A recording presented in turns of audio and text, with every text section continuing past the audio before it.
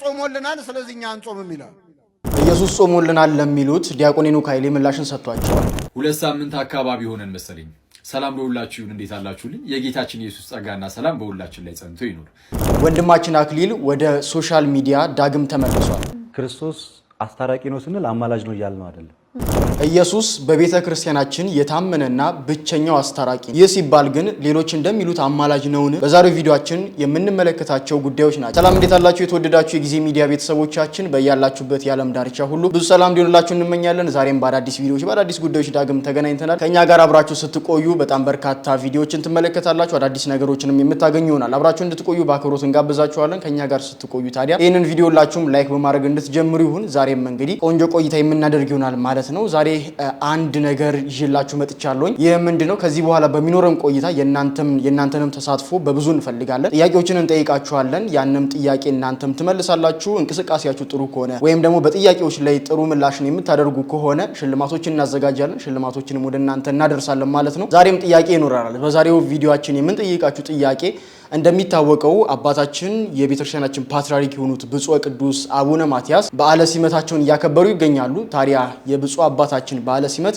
ለስንተኛ ጊዜ ነው የሚከበረው ወይም ደግሞ ስንተኛ ዓመታቸውን ነው እያከበሩ የሚገኙት የሚለውን ነገር በሐሳብ መስጫ ሳጥን ላይ ታስቀምጡልናላችሁ መልሱን። እንዲሁም ደግሞ በዚሁ ቪዲዮ ውስጥም ይህንን ምላሽ የምታገኙ ይሆናል ማለት ነው። እስከ መጨረሻው ድረስ ብትጓዙ ይህንኑ ምላሽ ታገኛላችሁ ማለት ነው። አብራችሁን ቆዩ። በቀዳሚነት ወደምንመለከተው ቪዲዮ እናምራ። በቀዳሚነት የማስመለክታችሁ በዚሁ በራሳችን የዩቲዩብ ቻናል በዋናው ጊዜ ቲዩብ ላይ የተለቀቀ አንድ ስብከት አለ። ያንን ተመልክታችሁት ከሆነ ይህንን ቪዲዮ አግኝታችሁታል፣ በብዙ ተምራችሁበታል። የሱን መግቢያ ወይም ደግሞ እንደ ኢንትሮ የተጠቀምነውን ቪዲዮ አስመለክታችኋለሁ። የኢየሱስ ክርስቶስን ስቃይ በምድር ላይ እኛን የሰው ልጆችን ለማትረፍ እንግዲህ ያደረገውን ስቃይ በተመለከተ ከሕክምና ጋር በተያያዘ መምህራኖቻችን በደንብ በስፋት ያስተምሩታል። ያንን ነገር ላስመልክታችሁ።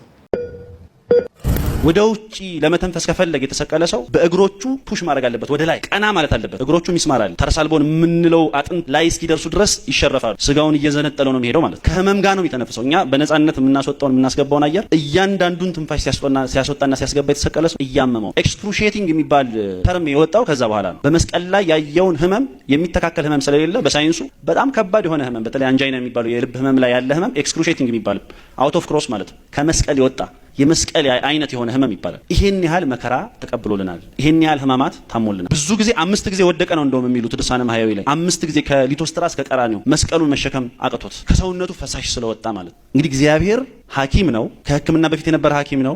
ከመድኃኒት በፊት የነበረ ባለ መድኃኒት ነው። በእጽዋት ውስጥ መድኃኒትነትን የቀመመ ነው። በስጋም ተገልጦ ሁሉንም ስፔሻሊቲዎች ሐኪም ሆኖ እኛን ያዳነ አምላክ በልዩ ጥበቡ በኪነ ጥበቡ ከጭንቀት ሊገላግለን ሲችል ግን እኛን ሆኖ ሰው ሆኖ እንደ ሰው ተጨንቆ ጭንቀታችንን አራቀልን። የአይን ሐኪም ነው። እውሩ ዘተወልደን ሲያድን አይተነዋል አይደል? ከአንገት በላይ ሐኪም ነው። ዲዳና ደንቆሮ የሆነውን ሰው ሲያድነው አይተነዋል። የጽንስና ማህፀን ስፔሻሊስት ነው። 12 ዓመት ጀምሮ ደም ሲፈሳት የነበረችውን ሴት ጨርቁን በመዳሰስ ያዳነ አምላክ ነው። የህፃናት ሐኪም ፔዲያትሪሻን ነው። 12 ዓመቷ ላይ የሞተችን ህፃን ሲያስነሳ አይተናል። የውስጥ ደዌ ሐኪም ነው። ሆዱ የተነፋኝ አሳይቲክ የምንለውን ፔሸንት ሲያክም አይተነዋል። የስነ ልቡና ሐኪም ነው። ቁጭ አድርጎ ሳምራዊቷን ሴት የውስጧን ችግር ጭንቀት ሳይኮቴራፒ በምንለው መንገድ በጠራራ ፀሐይ ቻዋን ጊዜ ሰጥቶ አናግሮ ሲያክማት አይተናል። ሁሉንም የሆነ ሐኪም ነው። እሱም ብቻ አይደለም፣ እርሱ ራሱ የተቀመመ መድኃኒትም ጭምር ነው። ስጋዬን ብሉ ደሜን ጠጡ ብሎ ራሱን መድኃኒት አድርጎ የሰጠም ሐኪም ነው። እንደ ዛሬ ዘመን ሐኪሞች ተመላላሽ ህክምናም ቀጠሮም የሚሰጥ አይደለም። ሆስፒታል አላስፈልገውም፣ ነርሶች አላስፈልጉትም። ደግሞ ስካር ሳይት ወይም ደግሞ አሰረ ደዌ ሳይተው ያለምንም ጠባሳ እንዲሁ በቃሉ ሲፈውስ የነበረ ሐኪም ነው። ያለ ህክምና ሳይንስ የነበረ ሐኪም ነው። ያለ በሽታ የነበረ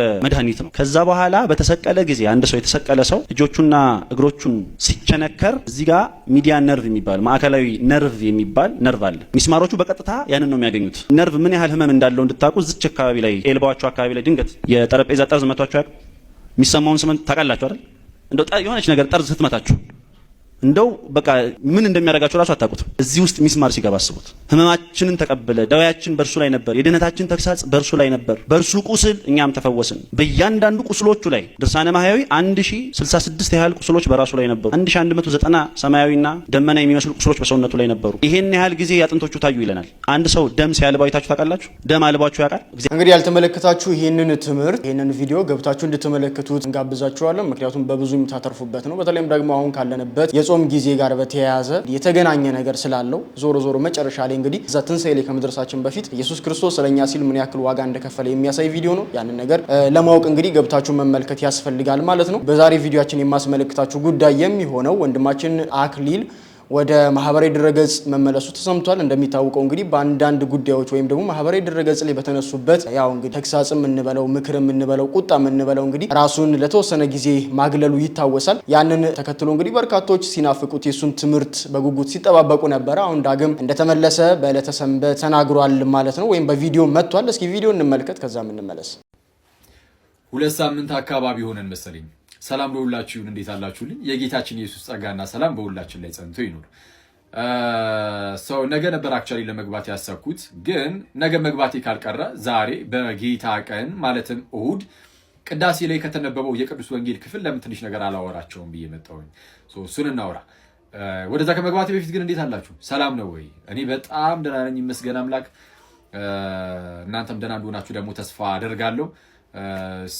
ተናፍቃችኋል። ያ ከክርስቲያን ወንድም እህቶች ጋር ሰብሰብ ብሎ የእግዚአብሔርን ቃል መማማር መተናነጽ ምናምን ይሄ ነገር ያው ኦፍኮርስ የሚናፍቅ ነገር አለው፣ ግልጽ ነው። እና ከአሁን በኋላ ደግሞ እግዚአብሔር በረዳን ልክ እየተሰባሰብን ለመማማር እንሞክራለን። ጸሎታችሁ ብቻ አትለየን እና የጌታ ምሕረት እስከደገፈን ጸጋው እስካገዘን እግዚአብሔር እስከፈቀደ ድረስ እንማማራለን። እግዚአብሔር እስከፈቀደ ድረስ ጸጋው እስከረዳን ድረስ የእናንተ ጸሎት ደግሞ እስካልተለየን ድረስ የምንማማር ይሆናል። ሌላው ግን ሰሞኑን ከተነሱ ይሄ ውዝግቦች ጋር በተያያዘ ትምህርት ነክ ነገር ላይ ከድህነት ጋር ይገናኛል ብዬ ያሰብኩትን አንድ ትምህርት ዩቲዩብ ላይ አስቀምጥላችኋለሁ። ጌታ ከረዳኝ ዛሬ ማታ ዩቲዩብ ላይ ወይም ነገ ማስቀምጥላችሁ ይሆናል። አባታዊ ማስረጃዎች ብቻ የተከማቹበት ጥሩ ትምህርት ሰፋ ያለ ቪዲዮ ነገር የማስቀምጥላችሁ ይሆናል። የሐዋርያዊ መልሶች የተሰኘውን የዩቲዩብ አካውንታችንን ቻናላችንን ሰብስክራይብ ያላደረጋችሁ ሰብስክራይብ አድርጉ ይሉና ሐዋርያዊ መልሶች አፖስቶሊክ አንሰርስ ቴሌግራም ላይም ስለማስቀምጥላችሁ የቴሌግራም ቻናላችንን ጆይን አድርጉ። እሱ እንዳለ ሆኖ ግን ከዛ ውጪ እዚህ ሚዲያ ላይ እንደው በምን መልኩ ማገልገል አለብን ምናምን ከሚለው ጋር በምን መልኩ መማማር አለብን ከሚለው ጋር በተያያዘ እንደው አንዳንድ ድክመቶቻችንን እያነሳን ቢጨመር ቢቀነስ ምናምን የሚለውን ነገር ግን ሰብሰብ ብለን ነገ የተወሰነ እዚሁ ቲክቶክ ላይ እንወያይበታለን። ነገ አንድ አጠር ያለ ቪዲዮ ሰራላችሁና አንዳንድ አስቸጋሪ ነገሮችም ስላሉ ያው እዚህ ቲክቶክ ላይ ነገ ቪዲዮ ሰራላችኋለሁ።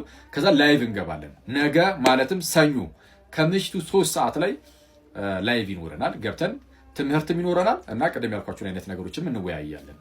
ኦኬ፣ ዛሬ ቅዳሴ ላይ ወደ ተነበበው ልመለስላችሁ። ነገር አበዛውባችሁ። ዛሬ ቅዳሴ ላይ የማቴዎስ ወንጌል ነበር የተነበበው። የወንጌል ክፍል የማቴዎስ ወንጌል ነበር የተነበበው። ምዕራፍ 6 ጌታችን ስለ ጾም ያስተማረበት ክፍል ማለት ነው። እና እዛ ክፍል ላይ አንድ በጣም የወደው ቃል አለ። ከዚህ ቀደም እዚሁ ላይቭ ላይም ስንማማረው አንስቼው ነበረ። ትዝ የሚላችሁ ከሆነ መዝገብህ ባለበት በዛ ልብህ ይኖራል የሚል ቃል አለ። መዝገብህ ባለበት በዛ ልብህ ይኖራል አለ ጌታ ኢየሱስ። ይህንን ከመናገሩ በፊት ምን ብሎ ነበር መሰላችሁ? ይሄ ብንነቀዝ የሚያጠፋው ዝገት ለሚያጠፋው ምንድነው? ይሄ ሌባ ለሚሰርቀው ለምድራዊ መዝገብ ብቻ አትሯሯጥ ብሎ ጌታችን ይመክራል። ለዛ ብቻ አትስሩ ማለት ሊጠፋ ለሚችል ቤት፣ መኪና፣ ገንዘብ ምናምን የመሳሰሉ ምድር ላይ ብቻ የሚቀሩ አይነት ማለት ብንነቀዝ ሊያጠፋው የሚችል ማለት እንደዛ ነው። ሌባ ሊሰርቀው የሚችል ለሱ ብቻ አትስራ፣ አትጨነቅ። ይልቁንም ለሰማያዊ መዝገብ ደግሞ ተጨነቅ፣ ለሱ ደግሞ ስራ ያለ ጌታችን ይናገራል። አየህ፣ ሰማያዊ መዝገብ በሰማይ የሚኖረው መዝገብን ሌባ ሊሰርቀው አይችልም፣ ብንነቀዝ ዝገት ሊያጠፋው አይችልም። ስለዛ ለሰማዩን ደግሞ አስብ እያለ ይናገርና መዝገብህ ባለበት በዛ ልብህ ይኖራል አለ። ምድራዊ ነገርን ብቻ ከሆነ የምናስበውና የምንሰራውም የምድራዊ ነገር የገንዘብ አይነት ነገር ብቻ ከሆነ ልባችን የሚኖረው ምድር ላይ ብቻ ነው። ምክንያቱም ምድር ላይ ነው መዝገባችን ጠቅላላ። ስለዛ ልባችን ምድራዊ ይሆናል። ግን ከኛ የሚጠበቀው ከኛ እግዚአብሔር የሚፈልገው ልባችን ምድራዊ ሳይሆን ሰማያዊ እንዲሆን ነው። እና ልባችን ደግሞ የሚኖረው መዝገባችን ባለበት ቦታ ስለሆነ መዝገባችንን ሰማያዊ ካደረግን ልባችንም ሰማያዊ ይሆናል፣ እንደ እግዚአብሔር ፈቃድም ይሆናል። እና ልባችን የእግዚአብሔር ይሆናል ማለት ነው። እግዚአብሔር ምንድነው በመጽሐፈ ምሳሌ ላይ ነው ልጄ ሆይ ልብህን ስጠኝ ይላል አይደለ? እግዚአብሔር እንደዛ ነው የሚለን። እግዚአብሔር እኛን ደግሞ አሁን እግዚአብሔር ነው እንደዛ የሚለን። ልጆቼ ሆይ ልባችሁን ስጡኝ። ስለዛ ልባችንን ለእግዚአብሔር ልንሰጠው ይገባል። የሰማዩን መዝገብ እያሰብን እንኑር። ይቆየን። መልካም የጌታ ቀን። ከስርዓተ ቤተክርስቲያን ጋር በተያያዘ አንድ ቪዲዮ ላስመለክታችሁ ነው። እንደሚታወቀው እንግዲህ በቤተክርስቲያናችን በርካታ ሚስጥራት ይፈጸማሉ። እነኛ ሚስጥራት በአባቶቻችን በካህናት እንደሚፈጸሙ ይታወቃል። ታዲያ ከዚህ ጋር በተያያዘ አንዳንድ ክፍተቶች ይታያሉ። አሁን የምንመለከተው መረጃ ምናልባት ይህን ነገር በደንብ የሚያሳየን ነው ብዬ አስባለሁ። ከቤተክርስቲያናችን ውስጥ ከምንፈጽማቸው ሚስጥራት መካከል አንደኛው ሚስጥረ ቀንዲል። ታዲያ ይህንን ሚስጥረ ቀንዲል እንደ ስጦታ መልኩ አንድ የሰጠ ወንድማችን ትክክል እንዳልሆነ እንግዲህ እንደዚሁ ማህበራዊ ድረገጽ ላይ ሀሳቦች እየተነሱበት ይገኛሉ። እሱን እንመልከት። ይሄ ቅባ ቀንዲል ነው። ቅባ ቅዱስ ማንም ሰው መንካት አይችልም ከካህናት ውጪ። ግን ቅባ ቀንዲሉ ልክ እንደ ቅባ ቅዱስ ስሪቱ ነው። በጣም ሽታለው ቆንጆ ነው።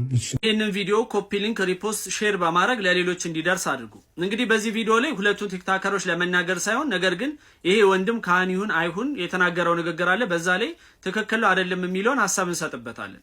እንግዲህ እነዚህ ሁለት ቲክታከሮች በእርግጠኝነት ለቤተክርስቲያኑ ወይ ገቢ ማሰባሰቢያ ወይ የተለያዩ ስራዎችን ሰርተዋል። ለዛ ነገር ሽልማት እየሰጧቸው ነው። ሽልማቱ ደግሞ ገርሉን ምናምን እየሰጣቸው ነው። እና በዚህ መሃል ምን አላት ለልጅቷ?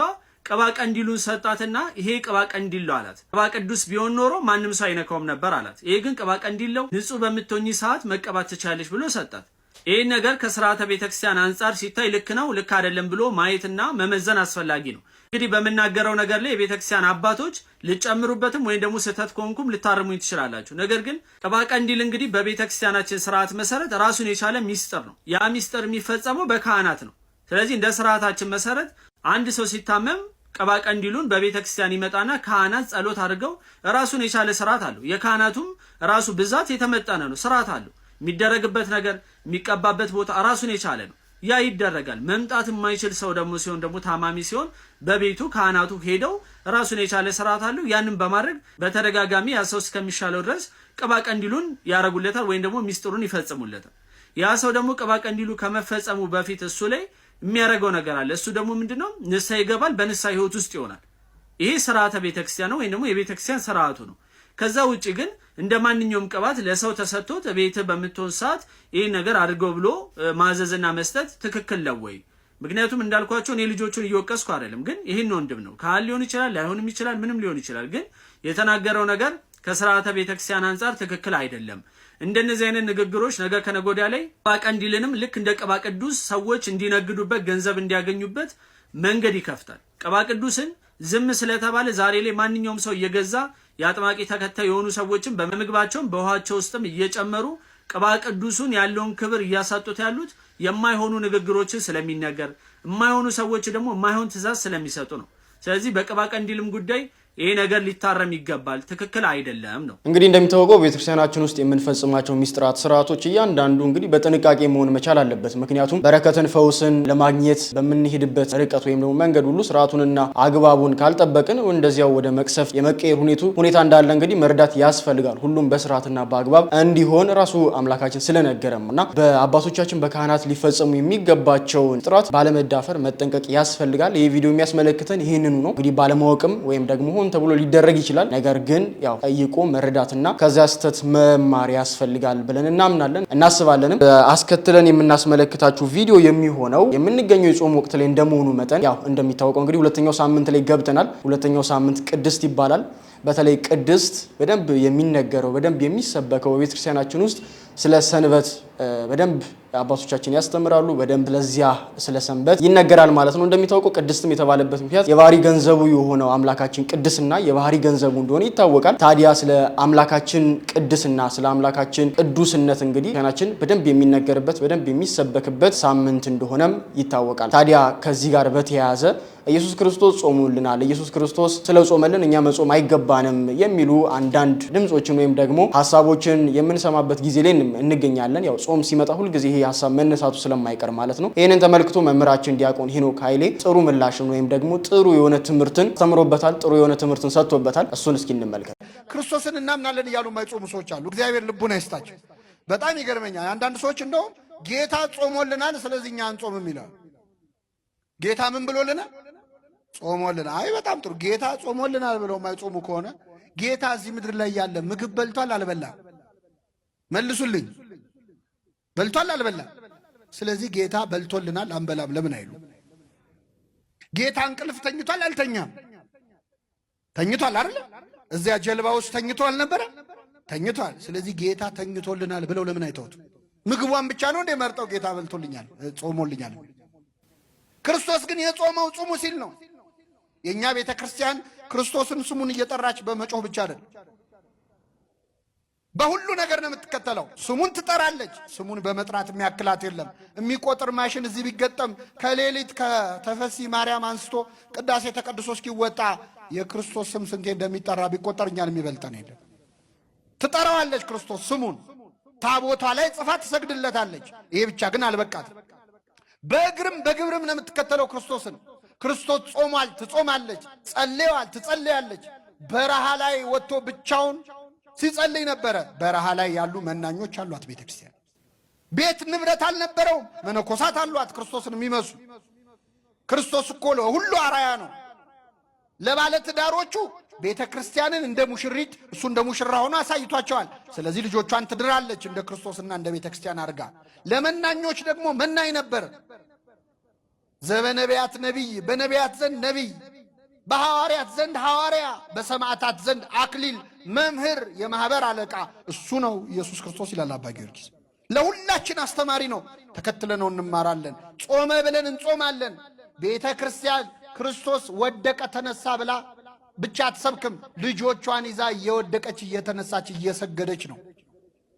ትንሣኤው ላይ ደግሞ አብራ ትፈስጋለች። ፍስጉ ላይ ብቻ ክርስቶስ ትዝ የሚል ከሆነ አንተ ክርስቶስን አላወቅም። እንጾማለን። ለምንድን ነው የምንጾመው? ክርስቶስ ስንጾም ደስ ይለዋል። ግን ለምን እንደምንጾም ደግሞ ማወቅ ይፈልጋል። የምንጾምበት ምክንያት ወሳኝ ነው። ራሱ ነገረን። ስለ ጽድቅ የሚጾሙ ብፁዓን ናቸው። አባታችን አባ ገብረ ኪዳንም እንግዲህ የጾምን ጥቅም ወይም ደግሞ አንድ ሰው ምን ያክል መጾም እንዳለበት በደንብ የሚገልጽ ወይም ደግሞ በደንብ ትልቅ የሆነን መልእክትን የሚያስተላልፍ ትምህርትን እንደዚሁ አስተምረውናል። እስኪ እሱንም እንመልከት። ዝም ብሎ ሳይጾሙ መብላት ማለት ሰው አለመሆን ነው። እንዲሁ መጽደቁን ተውት፣ መጽደቁን መንግሥተ ሰማያት መግባቱ ጽድቅና ኩነኔ ገሃነምና መንግሥተ ሰማያትን ተውት። አለመጾም ከሰውነት ነው የሚያወጣው፣ ከሰውነት ያወጣል። አለመጾም እንስሳ ነው የሚያደርገው። ቅዱስ ወግሪስ የተባለ አባት ብሎ ይናገራል። በቀን 3 ጊዜ የሚበላ ሰው እንስሳ ነው ይላል። በቀን 3 ጊዜ የሚበላ ሰው እንስሳ ነው። በቀን 2 ጊዜ የሚበላ ሰው ሰው ነው። በቀን 1 ጊዜ የሚበላ ሰው ደግሞ መልአክ ነው ይላል። ይኸው እግዚአብሔር ሰዎች፣ አሁን ሰው መብልን እየቀነሰ ሲሄድ መልአካዊ ባህሪው ነው የሚሰለጥነው። የሚያቅደው ነገር የሚያምር ሰው የማይጎዳ ሀገር የሚጠቅም ራሱን የሚያሳድግ አይምሮ ሁሉ ደብዛዛ አይደለም፣ ስል ነው፣ የተሳለ ነው። አሁን እኮ ይገርማል። ሰው ማሰብ ስላቆመ ክሪቲካል ቲንኪንግ ስልጠና ይባላል። ምኑን ያስበዋል? ሰው 24 ሰዓት እየበላ ሰጥሟል እኮ። እንዴት አድርጎ ያስብ? አሁን እኮ ማሰብ አቁመን እኮ ነው ራሱ እየተበላለን ያለ። እንድናስብ ራሱ መጾም አለብን። አይምሯችን እየበላ ማሰብ አይችልም ነው የምላችሁ። እኔ እውነቴን ነው። ሐኪምም ካለ እዚህ መጥቶ መከራከር ይችላል። ሰው ዝም ብሎ እየበላ ቁጭ የሚል ከሆነ ማሰብ አይችልም። ደሙ ያለ መጠን ይመላል። የደም ዝውውር የሞቀ ነው። እንደዚያ ባለ ቁጥር ደግሞ ዝሙት ይሰለጥንበታል። የሚያስበው ምኞቱን ብቻ ነው። ትክክለኛ ሐሳብ ማሰብ አይችልም። እንዲገርም በደፈረሰ ውሃ ፊትን ማየት ይቻላል? አይቻልም። ውሃው እኮ ሲጠራ ነው። እኛ እኮ አሁን ደፍርሰናል። መብላት። ደፍራሳ ጭንቅላት ነው ያለ እና የምናስበው ነገር ሁሉ ደፍራሳ ነው። የጠራ ዕቅድ፣ የጠራ ሕይወት መኖር ከፈልጋችሁ እንዲሁ ክርስቲያን ባትሆኑ እንኳን ጾም ሰውነት ነው ነው። ወደ ጽድቁ እንመጣበታለን። ጾም ሰውነት ነው። ወደ ጽድቁ ቅድም ነግሬያቸዋለሁ። እግዚአብሔርን የሚያስመስል ጾም ሰውነት ነው። ሰው መሆን ከፈልጋችሁ ጾሙ። አውሬ መሆን ከፈለግ ብላ 24 ሰዓት። እንስሳ መሆን ከፈለግ እባብ እንኳን እኮ ይጾማል። እባብ 40 ቀን ይጾማል። ስለዚህ እግዚአብሔር ሰዎች ጾም ምንድን ነው ከተባሉ የሰው ክብር ሰውነት ነው። ሰውን ሙሉ የሚያደርገው ሲጾም ነው። የማይጾም ሰው ሙሉ አይደለም፣ ጎደሎ ነው። ለአባቶቻችን ለመምህራኖቻችን በእውነት ቃለ ሕይወትን ያሰማልን። እንደነዚህ አይነት ትምህርቶችን ዘወትር ለኛ ስለሚሰጡን እንድንማርበት፣ እንድንለወጥበት፣ እንድንቀየርበት እንግዲህ የበኩላቸውን ወይም ደግሞ በተሰጣቸው ጸጋ እንደዚህ ስለሚያገለግሉን ከልብ እናመሰግናለን። ቃለ ሕይወትን ያሰማልን። በድጋሚ እንግዲህ ከኛ ደግሞ የሚጠበቀው የአባቶቻችን የመምህራኖቻችንን ትምህርት ሰምተን ልባችንን መስበር፣ መለው ወደ እግዚአብሔር መቅረብ ነውና ያንን እንድናደርግ ይሁን። እንቀጥል። በቤተክርስቲያናችን ውስጥ እንግዲህ ኢየሱስ ክርስቶስ ብቸኛ ወይም ደግሞ የማይተካ ወይም ልዩ የሆነ አስታራቂ ተደርጎ ወይም ደግሞ ሆኖ እንማራለን፣ አባቶቻችን ያስተምራሉ። ይህ ሲባል ግን መናፍቃኑ ወይም ደግሞ ወንድሞቻችን እንደሚሉት ኢየሱስ ክርስቶስ አማላጅ ነው፣ ኢየሱስ ክርስቶስ አስታራቂ ነው እያሉት እንደሚገልጹት አይደለም። ይህንንም የሚያሳይ አንድ ትምህርት ላሳያችሁ። ቤተክርስቲያን እናታችን ቅድስት ቤተክርስቲያን ኢየሱስ ክርስቶስ አስታራቂያችን ነው ስትል እንዴት ነው የሚለውን ነገር በደንብ አጥርተን ማወቅ መቻል አለበት። ይህንን ነገር የሚገልጽልን የሚያጠራልን አንድ ትምህርት እንመልከት። እኛ ጌታችን አምላካችን አስታራቂ ነው ስንልና ቅዱሳን አማላጅ ነው ስንል የሰማይና የምድር ያለ ርቀት አላቸው። ለምሳሌ ክርስቶስ በቤተክርስቲያናችን ብቸኛና የታመነ አስታራቂ ነው። ክርስቶስ አስታራቂ ነው ስንል አማላጅ ነው እያልነው አይደለም። ለምን እንደማንለው አስረዳሻለሁ። ቅዱሳን አማላጆች ናቸው ስንል እንደ ክርስቶስ አስታራቂ ናቸው ደግሞ እያልናቸው አይደለም። ለምሳሌ ሰው ከእግዚአብሔር ጋር ነው የተጣላው። ሰው ከእግዚአብሔር ጋር ሲጣላ ሰውን ከእግዚአብሔር ጋር ሊያስታርቅ አልቻለም። ሰውና እግዚአብሔርን ሊያስታርቅ የቻለው የእግዚአብሔር ልጅ ነው ለማስታረቅም። ምክንያቱም ኢሳይያስ በትንቢቱ እግዚአብሔር ወደ ምድር ተመለከተ፣ ወደ እርሱም የሚማልድ እንደሌለ አየ ካለ በኋላ የገዛ ክንዱ መድኃኒት ሆነችው ጽድቁን ማገዙ። ስለዚህ እግዚአብሔር ራሱን ያስታረቀው በልጁ በኢየሱስ ክርስቶስ በኩል ነው። ይሄ ምን ማለት ነው? ጌታችን ኢየሱስ ክርስቶስ ፍጹም ሰው ነው፣ ፍጹም አምላክ ነው። ከሰው ወገን የኛ ሰውነት አለው፣ ከአምላክ ወገን ፍጹም መለኮት ነው፣ ከአባቱ ጋር አንድ ነው። ስለዚህ መሀል ላይ ገብቶ የሰው ልጆችን ዕዳ መክፈል የሚችለው እሱ ነው። ቅዱሳን እንደ ክርስቶስ አስታራቂ ናቸው ማንላቸው እነሱ ከኛ ወገን ብቻ ናቸው። ሊለምኑ ይችላሉ እንጂ እንደ አምላክ ይቅር ማለት አይችሉም። ክርስቶስ ግንስ እንደ ሰውነቱ ስጋውን መስዋዕት አድርጎ ማቅረብ ይችላል። እንደ አምላክነቱ ያቀረበውን መስዋዕት ተቀብሎ ይቅርታ መስጠት ይችላል። ስለዚህ በሚገባ በሁለቱም ወገን የሁለቱም አይነት ማንነት ያለው ክርስቶስ ስለሆነ አስታራቂ ነው ስንል ክርስቶስ መካከለኛ ዕዳ መክፈል የሚችል እሱ ነው እያለን ማለት ቤዛ ነው። ነፍሱን መስጠት የሚችል እሱ ነው። የሱ ደም ነው ሰዎችን ከእግዚአብሔር ጋር የሚያስታርቀው። ለዛም ነው ቅዱስ ጳውሎስ ብዙ ቦታ ላይ እሱ የአዲስ ኪዳን መካከለኛ ነው፣ አስታራቂ ነው። ክርስቶስ የትም ቦታ ላይ በአማላጅነቱ አድኗል አልተባለም። በአስታራቂነቱ ግን ብዙ ቦታ ተብሏል። ክርስቶስ አስታራቂ ነው ስንል ደሙን አፍሷል እያለ ነው። ለምሳሌ ቆላስይስ 1:20 ላይ በደሙ በኩል በሆነው በመስቀሉ ሰላም ሁሉን ለእግዚአብሔር እንዲያስታርቅ ፈቀደ ይላል። በሃይማኖታዊ ቅዱስ ቄርሎስ በምዕራፍ 76 ላይ የታወቀ የቤተክርስቲያናችን አምድ የሚባለው ቄርሎስ ምን ብሎ ነው የተናገረው? በረከቱ ይደርብንና ሰው የሆነው አለ በእግዚአብሔር ፊት ለአስታራቂነት ሊገለጥ ነው። በምኑ ነው ያስታረቀው ሲል በደሙ። ደሙን አፍሶ ያስታረቀን ቅዱሳን አለኛ በታሪክ ውስጥ የለም። ዛሬ በቤተክርስቲያን ውስጥ የሚፈሰው የማደም ነው የክርስቶስ። ስለዚህ ክርስቶስ አስታራቂ ነው ስንል መድኃኒት ነው፣ ቤዛ ነው፣ ምትክ ነው፣ ነፍሱን ስለሁሉ ሰጥቷል እያለን። ቅዱሳን ጋር ስንመጣ ቅዱሳን ያማልዳሉ ስንል ምን እያለን ነው ማለት ነው? ጸሎት ያቀርባሉ ሶስተኛ ወገን ሆነው ወደ እግዚአብሔር። እኔ ያለው አንቺ ያለሽ በመሐከላችን አንድ ጻድቅ ቢመጣ ስለኔና ስለአንቺ ሶስተኛ ወገን ሆኖ ጸሎት ወደ ማን ነው የሚያቀርበው? ወደ እግዚአብሔር። ስለዚህ ያ ጸሎት ምላሽም የሚያገኘው በማን ፍቃድ ነው? በእግዚአብሔር ፍቃድ ነው። ስለዚህ ያ ጻድቅ ሶስተኛ ወገን ሆኖ ከኛ ወገን ብቻ ሆኖ ይጸልያል እንጂ በእግዚአብሔር በኩል ሆኖ ጸሎት ሰምቶ ይቅርታን አይሰጥም። ስለዚህ ምልጃ ማለት አንዱ ስለ አንዱ የሚደረግ ልመና ነው። ለምሳሌ ሐዋርያት 17:57 ላይ እስጢፋኖስን ሲወግሩት የእግዚአብሔር ልጅ ኢየሱስ ክርስቶስ ቆሞ አየውና ምንድነው ያለው? በእነሱ ወገን ሆኖ የሚያደርጉትን ያቁምና ይቅር በላቸው። ኢየሱስ የሚያደርጉትን ያቁምና ይቅር በላቸው ብሎ በመስቀል ላይ ሲናገር ከአባቱ ጋር አለ። እስጢፋኖስ ያን ሲናገር በምድር ነው እንጂ ከዛ ጋር ከአብ ጋር አልነበረም። ስለዚህ በአንድ ወገን ያለው የቅዱሳን ምልጃ ይባላል። የክርስቶስ ማስታረቅ ደግሞ በቤዛነት የሚደረግ እሱ ብቻ የሚሰራው ማንም የማይሰራው ሰውም ስለሌለ ነው አምላክ ሰው እንዲሆን እግዚአብሔር የፈቀደው። እዛ ቅዱሳን ሶስተኛ ወገን ሆነው ነው። እንደዚህ ስንል ግን የቅዱሳን ምልጃ ቤተክርስቲያናችን የታመነም መጽሐፍ ቅዱሳዊ ነው። ለምሳሌ ለይቶ ሲያስቀምጠው ቅዱስ ጳውሎስ አንደኛ ጢሞቴዎስ ምዕራፍ 2 ከቁጥር 1 ላይ ሲናገር ምን ብሎ ተናገረ?